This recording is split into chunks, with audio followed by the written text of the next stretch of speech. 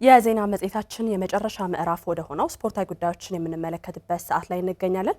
መረጃዎችን ሊያደርሰን ደግሞ ኪዳነ ማርያም ብርሃኔ ስቱዲዮ ይገኛል። ኪዳኔ እንደምን ዋልክ? ደህና ነኝ መስገን፣ እንደምን አለሽ? ሰላም ነኝ። መቀጠል ትችላለህ። አመሰግናለሁ። ተመልካቾች እንደምን ዋላችሁ? ከአሚኮ የቀን ስፖርታዊ ዜናዎቻችን ቀጥለው ይቀርባሉ። አብራችሁን ቆዩ።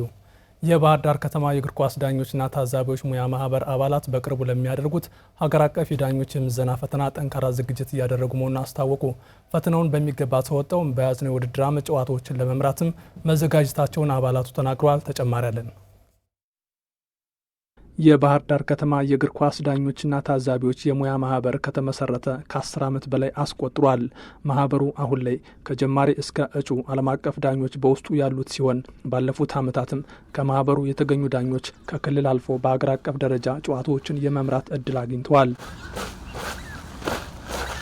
በክልልም በአገር አቀፍ ደረጃም ትልልቅ ውድድሮችን የሚዳኙ ዳኞች፣ ኮሚሽነሮች፣ የጨዋታ ታዛቢዎች ያሉበት ማህበር ነው። እኛም እንደ ከተማ ኦልሞስት ሁሉንም የምናካሄዳቸውን ውድድሮች በኃላፊነት ከነሱ ጋር ነው ውድድሮችን የምንፈጽመው። ከጀማሪ ሁለተኛ ደረጃ እስከ እጩ ኢንተርናሽናል ደረጃ ያላቸው ዳኞች አሉን። በሁሉም ሊግ ላይ የሚሳተፍ ዳኛ አለን አሁን ላይ ማለት ነው። ብቁ ሆነው በአፈጻጸማቸው የተመሰከረላቸው ጥሩ ዳኞች እየወጡ ነው ከማህበራችን ማለት ነው። በዚህ ዓመትም የማህበሩ አባል ዳኞች በተለያዩ እርከኖች የሚደረጉ የሊግ ጨዋታዎችን እንደሚመሩ ይጠበቃል። ለዚህ ደግሞ ከፊታቸው ለሚጠበቃቸው ሀገር አቀፍ የዳኞች የምዘና ፈተና ይረዳቸው ዘንድ የአካል ብቃትን ጨምሮ ሌሎች ተያያዥ ዝግጅቶችን የማህበሩ አባል ዳኞች እያደረጉ ነው። ሰሞኑን እንግዲህ የፈተናውን ለመወጣት የሚያስችል እንቅስቃሴዎች ነው የሚያሰራን ኮቻችን አማረ ማለት ነው። አሁን ደግሞ ዛሬ ደግሞ ራሱን ቴስቱን ፈተናውን ሞክረናል። ያው እንግዲህ ጥሩ ዝግጅት ነው ብለን እናስባለን። አሁን የ2018 የአካል ብቃት ፈተና በቅርቡ ይሰጣል። የውድድር ዓመቱ ስለሚጀምር ያንን የተመለከተ አሁን ፊትነስ ቴስት ነው ስናረጋ አጋጣሚ የመጣችሁት። ከዛ ውጪ ጌም ፕሪፓሬሽን እንሰራለን ሜዳ ላይ በሁሉም ነገር በህግም እየተገናኘን እርስ በርስ እንነጋገራለን፣ እናወራለን። እንደ አጠቃላይ ፊዚካል ፊትነስ ሙዚቃ እንሰራለን፣ ማች ፕሪፓሬሽንም እንሰራለን።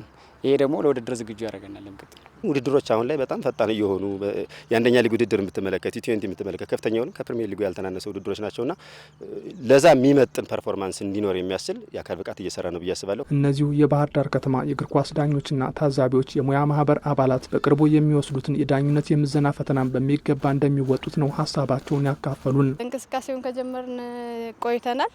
አሁን በቂ ነን ብለን እናስባለን። ተዘጋጅተን ጨርሰናል። እንግዲህ ያው ለፈተናው ነው የምንጠብቀው፣ ፈተናው ነው እንደምንወጣው ተስፋ አለኝ። በእርግጠኝነት ያው በፈተናው ፊት ያደርጋሉ ብለን እናስባለን። ምክንያቱ ደግሞ የምንሰራቸው ስራዎች ከሳምንት 4 ቀን ነው የሚሰሩት እዚህ ፊትነስ ላይ።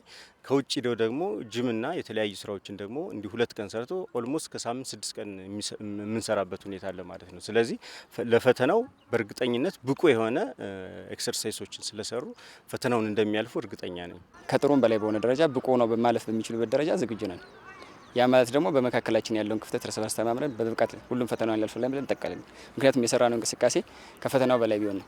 ምናልባት የአየር ሁኔታ የወቅቱ ምናምን የህመም ችግር ካላጋጠመን በስተቀር ሁሉም ዳኛ በብቃት ያልፋል ብለን እንጠብቃለን። እጩ ኢንተርናሽናል የሆኑ ዳኞቻችን ኢንተርናሽናል ሆነው የበለጠ ደግሞ ሀገርን ወክለው የሚሳተፉበት እድል ይፈጠራል ብለን ተስፋ እናደርጋለን። በያዝነው ዓመት በኢትዮጵያ እግር ኳስ ፌዴሬሽን የሚዘጋጁ ጨዋታዎችን የሚመሩ የእግር ኳስ ዳኞች ከዚህ ወር ጀምሮ የዳኝነት የምዘና ፈተናውን ይወስዳሉ። ዜና እረፍት። የቀድሞ የዳሞት ከነማ እግር ኳስ ክለብ አሰልጣኝ ዘነበ አሰፋ ከዚህ ዓለም በሞት ተለዩ። በፍኖተ ሰላም ከተማና አካባቢዋ ከ1971 ጀምሮ በአሰልጣኝነት የአካባቢው እግር ኳስን በራስ ተነሳሽነታቸው አገልግለዋል። ለእግር ኳስ የተለየ ፍቅር የነበራቸው የዳሞት ከነማ እግር ኳስ መስራች የነበሩት አቶ ዘነበ አሰፋ ከ40 ዓመት በላይ በአካባቢው በአሰልጣኝነት ሲያገለግሉ ቆይተው ዛሬ ከዚህ ዓለም በሞት ተለይተዋል። አሰልጣኝ ዘነበ አሰፋ በኢትዮጵያ እግር ኳስ ትልቅ ቦታ የደረሱ ተጫዋቾችና አሰልጣኞች ላይ የራሳቸውን አሻራ አሳርፈዋል። የዳሞት ከነማ እግር ኳስ ክለብ ከመሰረታው ጀምሮ እስከ ከፍተኛ ሊግ እንዲደርስ የአሰልጣኝ ዘነበ ሚና ግንባር ቀደም ነበር። በአካባቢው ስፖርት አፍቃሪያን ዘንድ የእግር ኳሱ ንጉስ እስከ መባል የደረሱት ስመጥር አሰልጣኝም ነበሩ። ተጫዋቾችን በስነ ምግባር ኮትኩቶ በማሳደግና ለሙያው ልዩ ክብር በመስጠትም ይታወቁ ነበር። አሰልጣኝ ዘነበ አሰፋ ለዳሞት ከነማ እግር ኳስ ክለብ ላበረከቱ አስተዋጽኦ በክለቡ ተጫዋቾች በከተማ አስተዳደሩና በአካባቢው ስፖርት አፍቃሪያን እውቅናና ሽልማት ተሰጥቷቸው እንደነበርም ይታወሳል። የፍኖተ ሰላም ከተማ ስቴዲየም በር በስማቸውም ተሰይሞላቸዋል።